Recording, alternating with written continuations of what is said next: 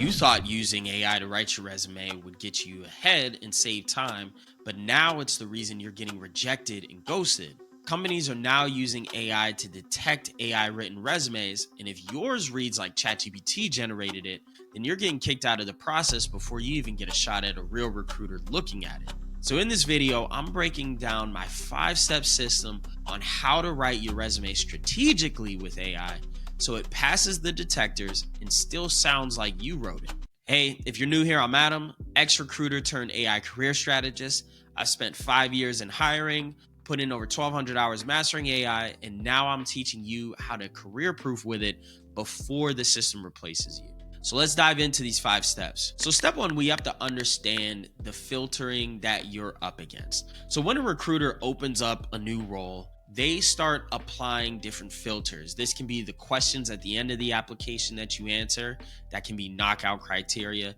This can be certain years of experience. But now these AI resume checkers are features inside of applicant tracking systems that's creating a whole nother level of this filtering. And you have to be even more vigilant on what your resume looks like and how it reads before it goes into one of these checkers. It's going to analyze not just the keywords that you're using and try to score you against that, but now it's looking at the sentence structure that's typical that AI uses, the complex vocabulary, the repetition, and even the tone of the words itself. So if it feels like it's too polished or too robotic when you read through the resume after getting it back from ChatGPT, then you're more than likely, probably 100% going to get flagged. And this is what I call the silent filtering, because it's no secret that there are filters being set up on these roles, but now with these AI resume checker features, it's completely silent and you have no idea what you're getting scored against. So now that we understand what's happening when it comes to setting up a role and setting up this criteria,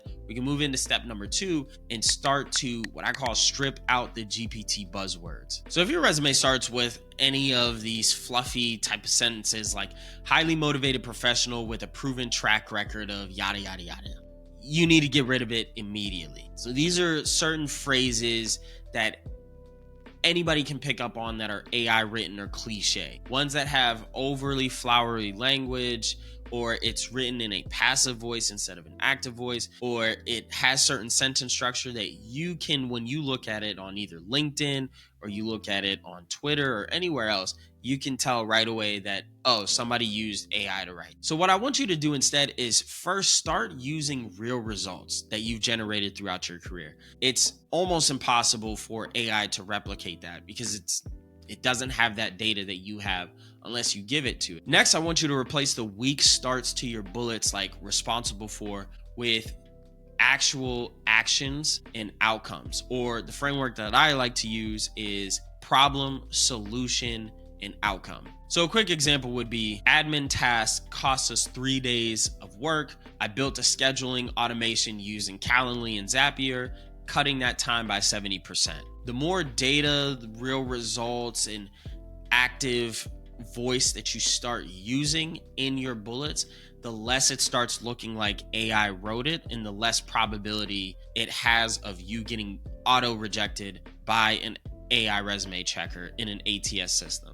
Step 3, we're going to start breaking up the pattern of the AI written content so we can sound more human. What I want you to take away is real people, when they write stuff, their writing doesn't look like a straight square on all sides. They don't write in perfect rhythm or repetitive rhythm.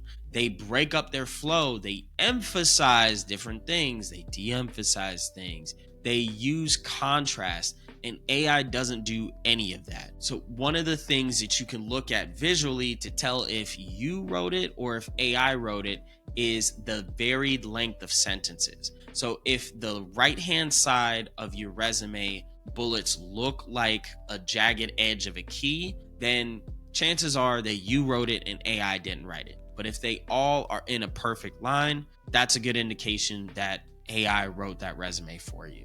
You want to use action verbs in active voice like overhauled or launched versus more passive words and weaker adjectives in passive voice. Another thing you want to look into is inserting as much context as you possibly can in each bullet and put in as much data as you possibly can, like I said in the previous step. An example would be led a remote team of 15 across 3 different time zones during a system migration that took us 3 months to complete. Now, moving on to step 4, we want to start using AI as a tool and not like a complete ghostwriter that we can copy and paste from. What I want you to remember is you're not going to get flagged for using AI in your process of writing your resume. You're going to get flagged for just copying and pasting the answers to the prompts that you put in, putting that in your resume, and then sending that thing through. So I'm going to give you the right way that you can use things like ChatGPT or Claude to rewrite and optimize your resume without getting caught by these checkers. The first is using it to generate variations of bullet points and brainstorm different phrases. We want to use active voice and not passive voice. We want to use strong verbs that communicate that we are an authority or a leader in our space. Second way you can use it the right way is to rewrite everything through your own voice. Best way to do this is to first have your resume that you've written already, make sure it's updated, and write out every bullet point by hand. Then you can feed it into ChatGPT or into Claude and have it start to rewrite some of the bullets using stronger verbs and active voice. Then you go back and you read through it out loud. And if it doesn't sound like you would say it in an interview, then you don't use it and you rewrite it so that it sounds more like you. And the last way to use it the right way, and probably one of my favorites, is to actually ask ChatGPT questions from a different perspective looking at your resume. So you can ask it,